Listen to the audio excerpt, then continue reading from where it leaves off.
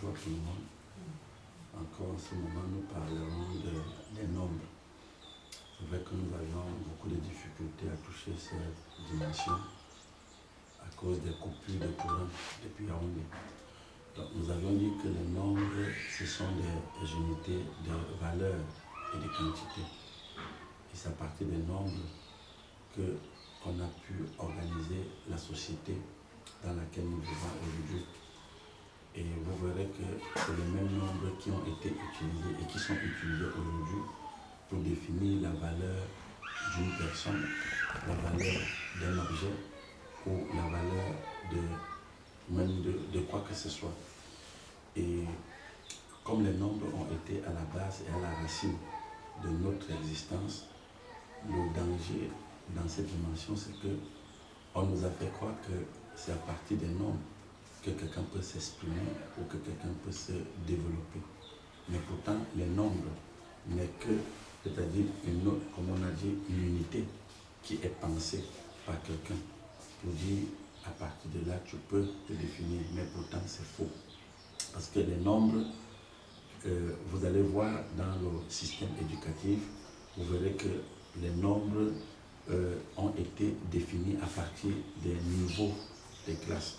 Vous voyez qu'un enfant va, par exemple, on te dit petite section, après moyenne section, grande section. Vous voyez que ça fait déjà 3 niveaux. Donc après ça, il faut que l'enfant ait la cible. Et quand nous calculons de la cible peut-être jusqu'au CM2, ça peut prendre pratiquement 7 ans, plus 3 ans déjà passés dans le bas niveau, qu'on appelle les petites et moyennes sections. Ça prend pratiquement 10 ans à un être humain pour commencer à parler de lui. Et après ça, il faut qu'il entende, il embrasse le secondaire. Le secondaire peut lui prendre pratiquement encore un autre 7 ans. On entre à 17 ans de ton existence. Et après les 17 ans, il faut que tu ailles au supérieur. Et dans le supérieur, on parlera de bac plus. On te dit bac plus 1, plus 2, plus 3, plus 4, plus 5. Et à partir de ce niveau-là, on dit tu es devenu quelque chose. Vous voyez? Donc, en pratiquement 30 ans de ton existence, on te fait croire que c'est après avoir été mesuré par des nombres que tu es devenu quelque chose. Mais pourtant, ce qu'on ne te dit pas, c'est que le jour même que tu es, avant que tu n'entres dans le sein de ta mère, tu étais déjà quelque chose, tu existais. Tu n'existes pas parce qu'on t'a gradué. Tu n'existes pas parce qu'on t'a quantifié. Non, tu existes parce que tu es une partie de l'existence. Et ça, c'est le premier point. Le deuxième point, c'est que c'est à partir des nombres qu'on dit maintenant, quelqu'un qui a passé 30 années pour se chercher, pour se retrouver, on lui dit, c'est quand tu auras tel nombre d'argent que tu pourras encore te définir comme quelqu'un. Mais pourtant, quand tu allais à l'école, on te dit, après 30 ans d'études, tu serais quelqu'un. Mais quand tu as fini les 30 ans, il faut maintenant avoir une quantité d'argent pour qu'on commence à t'évaluer. Une quantité de maisons, une quantité de voitures, une quantité de terrains, une quantité de composantes d'autres d'univers pour qu'on puisse dire que tu es quelque chose. Donc, vous voyez que tu vas passer toute ton existence pour courir derrière les quantités. Donc, pourtant, tu n'es pas la quantité. Tu es la substance. Tu es l'énergie. C'est la raison pour laquelle dans les livres sacrés, on dit avant que tu ne viennes au monde, tu étais une créature merveilleuse. Tu étais déjà pensé par celui qui a organisé le monde. Donc on ne peut pas devenir merveilleux après avoir été mesuré. Non, on est merveilleux parce qu'on vient de la pensée du Créateur. Est-ce que vous voyez un peu ça? Donc c'est pourquoi les nombres, c'est quelque chose qu'il faut davantage comprendre sa dimension et bannir ça dans le conditionnement de ton quotidien. Parce que dans le quotidien de chacun de nous, on nous a mené à faire croire que sans la quantité, tu ne peux pas être quelque chose, tu ne peux pas exister. Et le troisième point, c'est que tellement cette dimension a été inculquée dans la conscience des êtres humains, à tel point que quelqu'un te dit, je ne peux pas faire telle chose parce que je n'ai pas un nombre, je n'ai pas un volume de quantité de composants d'univers. Ça peut être l'argent. Quelqu'un te dit, je ne peux pas faire telle chose parce que je n'ai pas l'argent. Mais pourtant, on commence à partir de rien. Parce que toi-même, tu es venu dans l'existence à partir de rien. N'est-ce pas? Pour ceux qui lisent la Bible, tu vas voir, on dit dans la Bible que l'univers, c'est-à-dire le monde, est soutenu à partir de la parole. Mais la parole, elle n'est pas visible. Hein? La parole n'est pas visible. La parole, c'est la substance qui permet que tous les autres composants, y compris toi-même, puissent exister, puissent entrer, puissent être là. Et vous connaissez ce que veut dire. On dit, vous êtes, et quand vous sortez du ventre de maman, on dit, un être humain a vu le jour. Vous savez ce que veut dire être humain? Un être humain veut tout simplement dire quelqu'un qui a compris qu'il est. C'est ce que ça veut dire. C'est-à-dire être humain. Si vous coupez, vous allez dire être humain. Donc je découvre que je suis un humain. Je découvre que j'existe. Donc ce n'est pas à partir de la quantité, des valeurs, des mesures qu'on a utilisées pour me quantifier, pour me presser, pour me mesurer que je suis quelque chose. Et hier, vraiment une conversation folle, je suivais quelqu'un, une dame qui venait de France. Elle dit aux gens en public, vous voyez ma peau est différente de vous parce que je vis en Europe. Je vis en Europe, donc je suis riche, je suis un noble.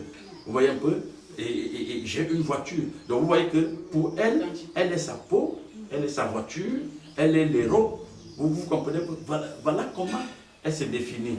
Vous voyez un peu, c'est comme ça qu'elle se définit. Donc vous comprenez que la quantité, le nombre n'est pas fait pour définir un être humain. C'est une tromperie. Tu es déjà, tu es être humain. Tu n'es pas le nombre. Est-ce que vous voyez un peu? Donc, et là-dessus encore pour parler de commencer quelque chose, je répète que on ne peut pas commencer quelque chose parce que on a eu d'abord un volume d'énergie. Ce que tu es représente tout ce que tu veux faire dans l'univers. Est-ce que vous voyez un peu? Donc, au fur et à mesure que tu es être humain, il faut juste comprendre que tu existes déjà.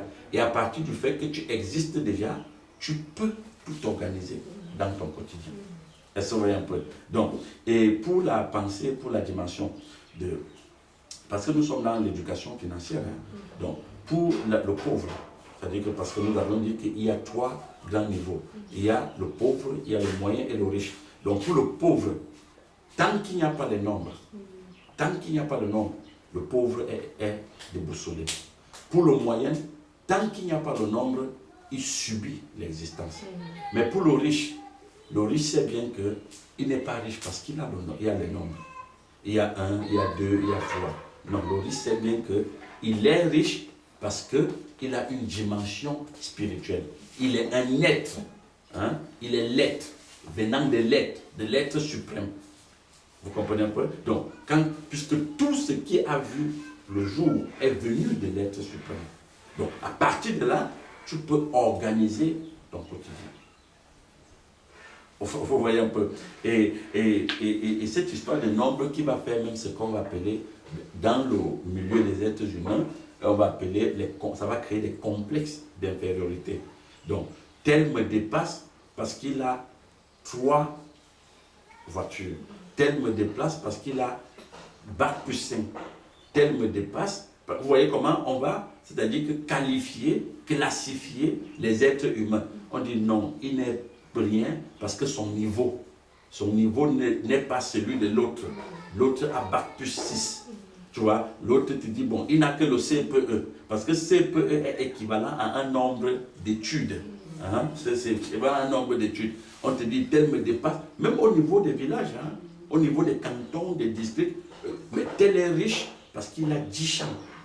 Tel est riche parce qu'il a 30 troupeaux. Vous voyez un peu? Tel est riche. C'est pourquoi on te dit dans la Bible que quoi? Abraham était riche en cheptel. Hein? Donc le cheptel renvoie au troupeau. On dit qu'il était riche en cheptel, en or et en argent. Donc on pouvait compter son or. Mais Abraham lui-même savait qu'il n'est pas riche parce qu'il a les cheptels, il a les troupeaux, il a les benons. Abraham lui-même sait que son contrat, ce qui a fait de lui ce qu'il est, c'est parce qu'il a donné son sacrifice. Il est devenu l'ami du Créateur. On dit il est devenu l'ami du Créateur. Donc, Abraham a réalisé au fond qu'il est l'être. Donc, il existe. Pas parce qu'il a accumulé un volume, un nombre de composantes vivantes autour de lui. Non. Vous comprenez un peu. Et quand vous regardez le pauvre, pourquoi les gens restent pauvres, malgré même qu'ils sont allés à l'école? Le pauvre, pour lui, sa maison, c'est un actif. La voiture qu'il a achetée, c'est un actif. Les chaises qu'il achète à la maison. C'est pourquoi quand vous entrez chez le pauvre, vous allez voir, il a des grands, il te dit, il se définit par des grandes chaises qu'il a à la maison. Vous voyez un peu, par le staff qu'il a fait au mur. Donc, tous ces éléments-là, il pense vraiment que c'est ça qui fait ce qu'il est.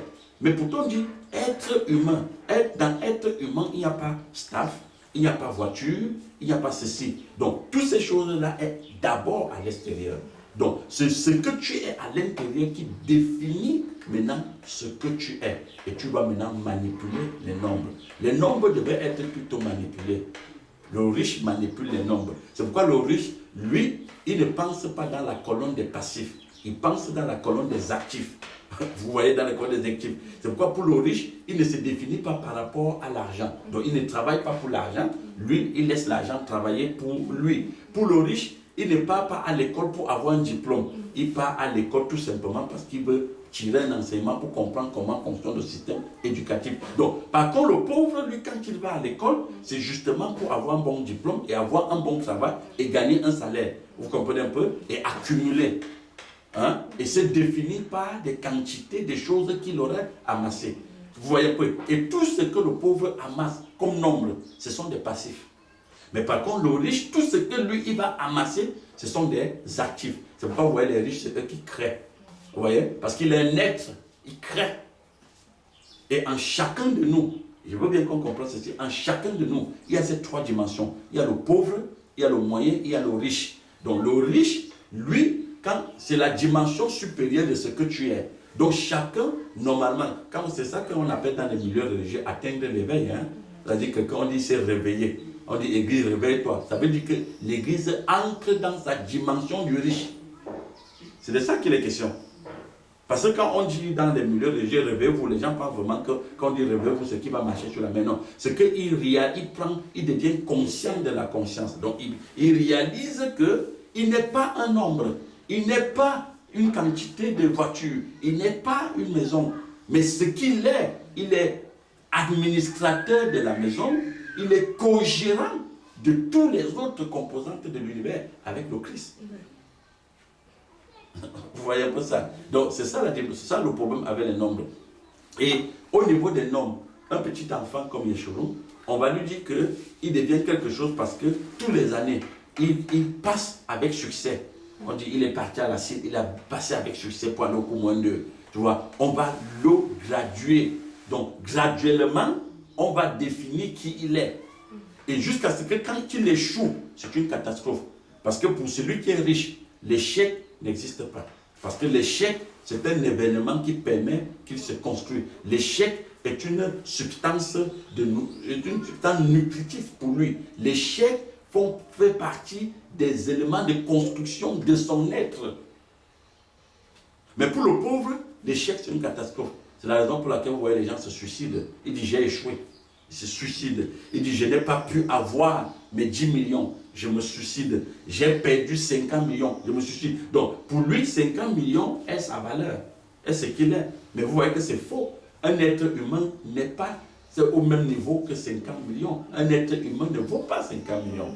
Tu comprends? Parce que dans l'univers, il n'y a rien plus grand que l'être humain. Il n'y a rien de plus grand en dehors du Créateur. Donc l'être humain ne vaut pas, il ne vaut pas le champ. Vous allez dans les villages, les gens s'entretuent pour un espace de 2 mètres carrés de champ, 2 mètres carrés de terrain. Les gens s'entretuent. Les gens se jettent des sorts. On dit on lui a jeté l'éléphant chassé parce qu'il a pris le terrain. Donc on dit c'est combien de mètres? On dit 500 mètres carrés. Donc vous voyez, tout se définit en nombre. On dit mais 500 mètres carrés c'est quand même beaucoup. Quelqu'un te dit, mais je te vends cet espace de terrain à 200 millions. Pourquoi? On dit, c'est 100 mètres carrés en bordure de route. Donc, ouais, tous ces éléments-là vont perturber l'existence du quotidien des êtres humains. Et après, tu vois un être humain va dire, ben, tu vois, c'est tous ces gens qui sont installés dans des grandes boutiques, des grandes entreprises, mais eux, Dieu les a bénis, moi, Dieu m'a maudit. Et tous ces éléments matériels sont des possessions temporaires. Tout ça est temporaire. C'est pourquoi le nombre est temporaire. Le nombre, c'est quoi? Le nombre, c'est une illusion. Vous voyez un peu? Et vous allez voir qu'aujourd'hui, ça commence à se révéler que c'est une illusion. C'est pourquoi certaines personnes aujourd'hui sur les réseaux sociaux, vous voyez, quand ils me disent, je veux commenter avec mon argent, je veux commenter avec mon téléphone. Vous comprenez un peu? Je veux commenter avec, chaque Zulu, on l'enterrait avec ses femmes. On l'enterrait avec ses serviteurs. Donc quand vous entrez dans l'histoire de Chaka Zulu, on l'enterrait. Donc tout ce qui était comme sa possession, il partait avec. Mais pourtant, tu peux pas, tu n'es parti nulle part. Puisque tu es dans l'univers. Est-ce que tu comprends? Tu es dans l'univers. Et même tout ce que tu dis, j'ai possédé là, mais tu ne l'as pas possédé, tu l'as trouvé. Tu vois? Avant toi, ils étaient là. Et après toi, ils seront toujours là. C'est comme pas du recyclage. Parce que tu reviendras sous une autre forme. Et tu risques d'être aussi même parmi les éléments qu'on va compter. Vous voyez un peu? Et la preuve en est qu'aujourd'hui, le deep state, c'est-à-dire le gouvernement profond, qui n'est pas le gouvernement qu'on voit là, c'est-à-dire ce gouvernement qui organise les autres États, ce qu'on appelle gouvernement, vous voyez bien que pour eux, ils organisent tout, ils nous prennent comme des toutes autres composantes de vie, parce qu'on recense l'être humain. On dit qu'il faut les compter, n'est-ce pas? On te dit la population du Cameroun c'est 30 millions, parce qu'on a compté, comme un berger compte ses troupeaux. Tu vois un peu? Comme un industriel, soit il compte ses voitures de service. Comme un ministère compte toutes les autres ressources du ministère. Vous comprenez un peu? Donc, le nombre, l'être humain ne devait pas se définir à partir du nombre. L'être humain doit comprendre qu'il est être parce qu'il existe avant quoi que ce soit. Donc, c'est un peu cette dimension. Et vous allez voir que dans la dimension de tous ceux qui sont riches dans leur tête, ils ne peuvent pas se lever un matin et dire, parce que le riche, ce n'est pas quand il est grand, hein, de taille, même étant enfant, il ne pense pas en termes que c'est quand j'aurai un bon boulot que je vais. Non. Lui, il pense en termes existants. Donc, il se projette toujours en tant qu'énergie, en tant que législateur, régulateur de tous les autres composants. Donc même en tant qu'enfant, vous allez voir que sa manière d'aborder l'existence est différente par rapport à un enfant dont les parents ont excité, encouragé la pauvreté en lui. Vous voyez un peu? Et moi, ça me fait se marrer parce que quand je conçois avec les enfants, je dis, qui es-tu? Il dit, ben, je suis encore rien. Il dit, pourquoi? Il dit, parce qu'il n'a pas encore fini l'école. Vous voyez un peu? Parce qu'il n'a pas encore fini l'école. Donc, il attend fini l'école pour pouvoir être quelque chose. Parce que justement, on le dit, après l'école, il va trouver un bon emploi. Tu vois, après l'école, il aura beaucoup d'argent. Est-ce que vous voyez un peu? Donc, pourtant, ce n'est pas ça. Pourtant, ce n'est pas ça. Donc, c'est autant de choses. Donc, les nombres ne devait pas être le conditionnement de notre existence. Nous sommes êtres. Quand tu es l'être, ça veut dire que tu es celui qui existe déjà. Tu comprends? Ce n'est pas à partir d'un diplôme que tu existes. Ce n'est pas à partir de tout ce que tu peux compter là que tu existes. Tu existes parce que tu es être. Parce que tu es venu de la pensée, de celui qui a organisé l'univers. Donc c'est ça. Et j'exhorte généralement tous nos amis qui nous écoutent parfois, qui parfois nous posent des questions. Je prends toujours la peine à dire à tout le monde qu'il faut réaliser que tu es quelque chose. Tu comprends un peu? Ce n'est pas quand tu es parti à l'école, quand on t'a mesuré, que tu es devenu quelque chose. Non, tu es quelque chose depuis la création. Donc c'est cette dimension dont les nombres sont très, je veux dire, c'est-à-dire, elle a conditionné l'existence de chacun de nous. Et nous ne devions plus être, c'est-à-dire qu'au niveau de penser par les nombres. Vous voyez un peu? Donc c'est ça. Donc l'être humain ne devait pas se définir par les nombres. Vous voyez un peu? Voilà. On ne devait pas conditionner nos enfants par les nombres. Donc nous devions amener nos enfants à comprendre qu'ils sont lettres. Hein? Il est lettre. Mais quand on regarde l'école, comme tu disais, on se rend compte que c'est comme si c'est la clé pour obtenir les éléments matériels. Voilà. Et pourtant, je pense pas que ça devait trop être ça. Ça, c'est la pensée du Deep State. C'est-à-dire que l'état profond a programmé la société ainsi. Et mais comme l'état profond, c'est que c'est ce que tu es en termes spirituels qui fait tout, ils ont caché ce côté à la masse. Bon, pour les ignorants, on leur a dit que l'école, tu vas à l'école, un bon diplôme et puis un emploi. Après, tu gagnes de l'argent. Mais observez bien, vous allez voir que dans ce monde-ci, les gens ont des très bons diplômes. Ils gagnent beaucoup d'argent. Mais vous allez voir qu'ils payent beaucoup de taxes et ils ne font rien avec cet argent. Dans le système du monde dans lequel on fonctionne, plus tu gagnes de l'argent en tant que pauvre, plus tu reverses tout à l'État. Il faut bien comprendre ça. Parce que quelqu'un peut être un grand, comment je veux dire, un grand ingénieur, un architecte. Il gagne beaucoup d'argent avec sa structure. Mais vous allez voir, au fur et à mesure que tu gagnes beaucoup d'argent, étant dans la condition du pauvre, au fur et à mesure, tu payes beaucoup de taxes. Je me souviens quand nous, on travaillait à l'époque, on te dit, tu fais overshift. Donc l'overshift, ça veut dire qu'en dehors de tes 40 heures que tu fais par semaine, tu vois que même, on dit, on te paye par heure. Vous voyez que c'est le nombre, on compte. On dit donc, au fur et à mesure que tu pars au-delà des 40 heures, au fur et à mesure tu as beaucoup d'argent. Mais quand tu vas prendre ton payslip, ce que vous appelez l'état de paiement, quand tu vas regarder ce que l'État a prélevé sur toi, mais tu te rends compte que tous les overshifts que tu as fait là, tu l'as fait pour rien. Donc, plus dans le système-ci, quand tu es pauvre, plus tu amasses les éléments, n'ayant pas l'éducation financière, plus tu es la proie de l'État. C'est toi qui grossis l'État. L'État, c'est un vampire. Il est costaud et il se nourrit à partir de tous ceux qui n'ont aucune éducation financière. Tu vois? Donc, l'éducation financière, c'est pour ceux qui ont réalisé qui ils sont. Tu comprends un peu? Qui comprennent le système. Et vous allez voir, ceux qui ont compris ce fonctionnement-là, ils vont construire des empires, avoir des grandes structures, mais ils vont payer moins de taxes. Ils ne payent même pas parfois des taxes. Parce qu'ils ont compris comment ça passe. Vous connaissez l'histoire de Robin des Bois. Robin des Bois des Tintins des enfants. On dit Robin des Bois, pourquoi il est un héros dans le cœur des enfants? Ou bien dans le cœur des gens même qui ont vu ces dessins animés. On te dit Robin des Bois volait aux riches pour donner aux pauvres. Pourtant c'est faux, Robin des Bois c'est un escroc. Tu comprends un peu? C'est un escroc. Qu'est-ce que tu peux prendre aux riches pour donner? Et quand tu viens dans notre société aujourd'hui, vous allez voir dans tous les pays, les gens, les pauvres se plaignent qu'il faut aller prendre l'argent chez les riches pour venir aider les pauvres. Mais pourquoi? Vous êtes tous entrés dans le monde étant égaux. Parce qu'on dit tous les êtres humains entrent étant égaux dans le monde. Mais d'où est-ce que vous pensez que les autres se sont décalés, vous êtes restés? Même à l'église, on dit que Dieu va prendre à ceux qui... Dieu va prendre à ceux qui sont riches pour donner. Vous voyez que cette dimension de... C'est Robin des Bois, hein? C'est l'histoire des Tintins des enfants qui est entrée même dans la compréhension des religieux. On dit Dieu va prendre aux pauvres pour nous donner. Et puis on encourage la fainéantise, on encourage la paresse. On dit frère, ne te gêne pas pour ces choses-là. Dieu va prendre pour nous donner. Tu vois les maisons des riches là, Dieu va nous donner cela. Est-ce que tu comprends un peu? Ou alors on leur dit, il y a nos maisons dans le ciel, il y a l'or dans le ciel. Donc ça c'est une éducation des pauvres. Est-ce que tu comprends? On montre bien là que la personne ne réalise pas qui il est. Est-ce que je vais vous faire découvrir quelque chose?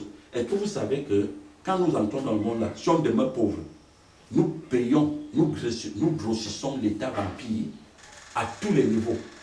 Avec quoi? Avec les taxes. Observez bien. Quand je paye un t-shirt comme ça, je paye les taxes sur ça, la TVA. Quand je paye ce que je veux manger, je paye la taxe sur ça. Parce qu'on a tout compté. Hein. Quand je paye une chaussure, je paye la taxe. Quand je pars à l'école, je paye la taxe. Parce que les pensions qu'on paye, on paye la taxe sur ça. Quand j'achète un cahier, je paye la taxe sur ça.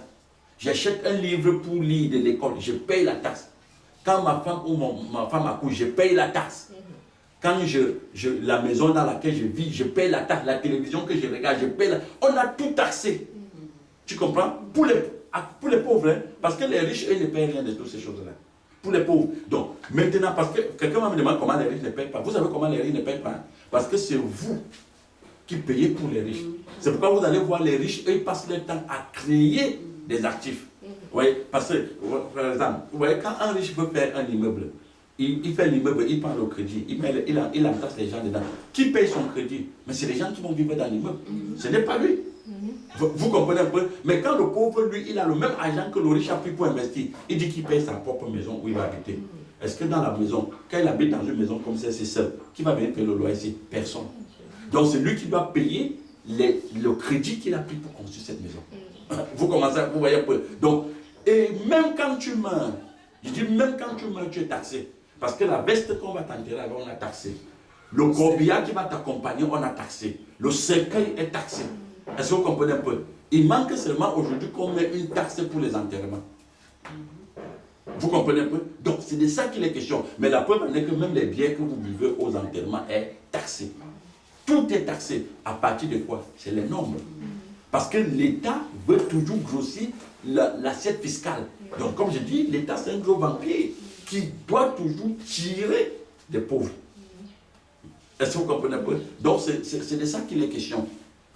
On n'a pas besoin d'aller à l'école pour être riche. On n'a pas besoin de se battre pour être riche. Les riches, ce sont des gens qui découvrent tout simplement que je suis. Voilà pourquoi quand on pose la question au Christ dans la Bible, on dit pourquoi vous ne payez pas l'impôt? Tu as suivi sa réponse, non? Il dit à son ami, il s'est tourné, il dit à Pierre que de toutes les façons, parce que lui sait qu'il est riche, il dit, comme c'est des pauvres, pour que je ne les scandalise pas. Parce que lui ne fonctionne pas. Les gars savaient bien que la dimension qu'il dégage là, vous ne pouvez pas lui parler d'impôts. Tu comprends pas? Chez lui, il ne faut pas lui parler des impôts. Il dit, mais pourquoi je ne les scandalise pas? Tu vois bien que c'est une faveur qu'il a fait. Il pouvait ne pas payer. C'est une faveur. Il dit, pourquoi je ne les scandalise pas? Qu'est-ce qu'on fait? Ce n'est pas, il ne se bat pas pour payer ça. Il dit que l'univers va payer l'impôt. Que l'univers s'en occupe. Vous voyez un peu? C'est pourquoi il dit, allez dire au poisson de donner le statère. Vous voyez cette dimension? Donc, le riche sait bien que tout ce qui est dans l'univers est pour lui. Est pour lui. Et il y a même une partie de la Bible, on te dit, les enfants d'Israël, c'est les païens qui venaient payer l'impôt chez eux. Tu comprends un peu? C'est les païens qui, donc c'est toi qui es riche, c'est toi qui es réveillé, c'est à toi que le monde doit payer l'impôt. Ce n'est pas toi qui dois payer l'impôt au monde. Donc les riches, c'est-à-dire que les riches, quand je parle des riches, je vais bien comprendre. Moi je ne parle pas des riches en termes de mesure. C'est-à-dire qu'en termes de nombre. Non, je parle du riche en tant que quelqu'un dont l'esprit est révélé. Celui qui est entré dans la dimension de qui il comprend qui il est. Tu comprends? Et à quelle source il est connecté. Vous voyez un peu? Donc c'est de cette dimension-là. Donc le riche, le Christ, il a dit non, que le statère vient de poisson, et puis on va les donner. Il a continué sa chute. Il a continué sa course. Il a continué sa course. Mais aujourd'hui, dans les milieux religieux, ce n'est pas ce qu'on dit aux gens. On leur dit plutôt que, mais dormez, laissez rester tranquille. Si l'État ne s'occupe pas de vous, Dieu va s'occuper de vous. Et même déjà, Dieu va prendre tout pour vous donner. Non, mais ce n'est pas comme ça. C'est vous qui organisez ce que Dieu a déjà mis là. Ouais, un peu. C'est où les riches nous ont dépassés. C'est où les riches ont compris qu'ils ne viennent pas pour subir le monde. Ils viennent pour organiser le monde. On organise le monde. Donc moi, je ne suis pas un nombre. Toi, tu n'es pas un nombre. Les enfants ne sont pas un nombre. Chacun de nous devrait réaliser qu'il est l'être. Tu vois? Il est cette dimension venant de la source. Et c'est la compréhension qui est là-dedans qui le maintient, qui le permet d'avancer. Vous voyez un peu? Donc c'est ça. Et au fur et à mesure que tu te développes dans cette dimension-là, tu comprends bien que le nombre ne compte pas. Peut-être avant que quelqu'un pose une question, je prends une dernière image dans les Écritures. On te dit que les enfants d'Israël, ils subissent l'agression de l'ennemi. C'est-à-dire les manies. Ils subissent l'agression de l'ennemi. À tel point que chacun d'eux se cache dans les grottes. Il fuit. Et le petit Gédéon, dont l'esprit est en train de retourner à la source, parce qu'il commence à devenir riche, il se pose la question. Je vous ai dit tout à l'heure, le riche se pose toujours les questions. Parce que quand vous vous posez les questions, l'esprit s'ouvre. Mais quand vous confirmez ce que vous avez trouvé, l'esprit meurt. Alors quand tu parles, quelqu'un dit, mais j'ai trouvé, non, tout le monde fait comme ça. Tout le monde fait comme ça. Mais ça veut dire quoi, tout le monde fait comme ça? Chacun de nous devrait toujours se poser des questions quand il est en face d'une situation. Et la question ne doit pas être que je veux faire comment. Non, la question devrait plutôt être que je dois me prendre comment pour résoudre ces problèmes. Pas que je veux faire comment. Tout le monde fait comme ça. C'est la vie, non? Non, ça sont des portes échappatoires pour les paresseux et les pauvres. Les vrais esprits se posent la question pour que la source lui réponde. Tu vois un peu? Alors, on te dit tout le pays, quand il pose sa question, ouais, il a d'abord une conversation avec la source. Tu comprends? La source lui dit, mais fils, tu sais, parce qu'il s'est posé la question, mais comment nos parents, on peut dire que nos parents avaient vaincu Pharaon? Et aujourd'hui, on se cache devant les petits mendiants. Tu comprends? On te dit, la source lui répond que, fiston, c'est vrai ce que tu as écouté. Et il lui dit, c'est moi qui... Il dit, non, c'est pas vrai. Parce que ce que tu me dis là, c'est l'histoire. Moi, je ne vis pas dans l'histoire. Moi, je vis dans la réalité. La réalité aujourd'hui, c'est que nous ne pouvons pas manger. Nous faisons même nos champs, l'ennemi viennent tout détruire. Nous n'avons pas de maison où habiter. Nous nous cachons dans les grottes. Mais moi, je ne pense pas que ça devait être comme ça. Moïse même s'est posé cette question. Il a dit sur la montagne que si l'Éternel est l'Éternel de tout l'univers, il ne peut pas être seulement sur une montagne.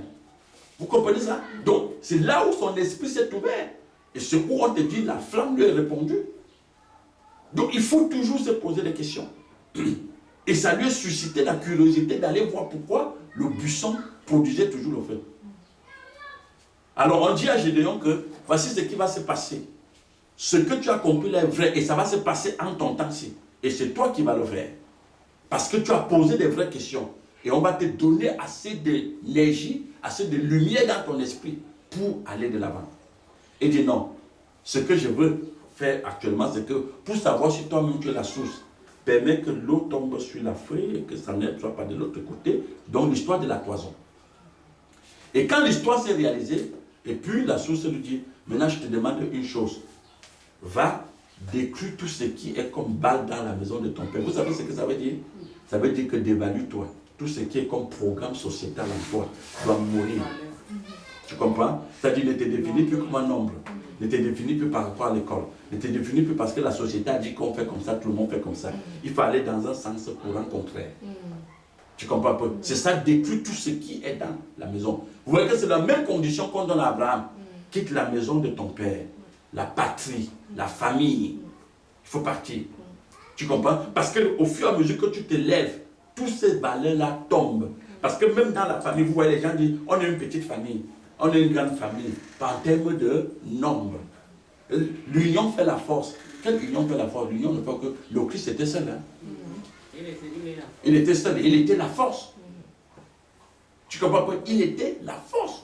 C'est pourquoi il disait que je suis un. Je suis dans mon Père en moi. Nous sommes un. Donc je suis dans la source.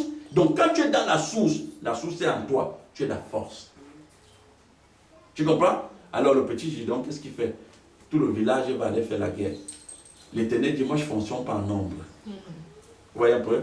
Il dit, non, je ne fonctionne pas en nombre. Il les laisse faire, comme le monde les a pris. Ils partent, tu vois, chacun commence à fuir. Parce que le nombre se décompose. Tu comprends? C'est pourquoi vous voyez quand les gens gagnent au loto et au TSC, à tout ce que vous voyez des milliards, allez quelques années plus tard, vous allez voir qu'ils n'ont plus rien. Parce qu'ils n'ont aucune éducation financière, ils n'ont aucune compréhension, ils n'ont pas découvert qui ils sont. Cherchez tous ceux qui ont gagné au loto. Avec le temps, ils se décomposent. Il lui dit, c'est moi, je suis en toi, je t'accompagne. Et tu vas gagner. Chacun de nous a besoin d'être construit dans la dimension créatrice pour aller de l'avant. C'est pourquoi tu vois les riches disent que nous, on ne travaille pas pour l'argent. Mais l'argent travaille pour nous. C'est une façon de dire qu'il ne se bat pas pour posséder l'univers. Parce que l'univers est à lui. Quand tu as réalisé que c'est à toi, tu prends. Et tu prends soin même de l'univers.